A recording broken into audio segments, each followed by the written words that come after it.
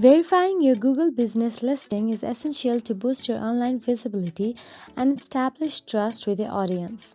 So today we are here with step-by-step guide to navigate the verification process. So let's get started.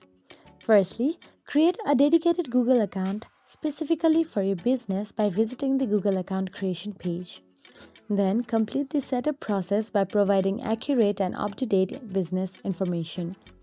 Now go to Google My Business and click on Manage Now. Enter your business name and address. If your business operates without a physical storefront, you can define a service area instead. Select the appropriate business category and provide your contact informations. Then, if your business is already listed, search for it on Google My Business and select it. Click Claim This Business and follow the on-screen instructions to verify your ownership. Then, Google provides various methods to verify your business listing.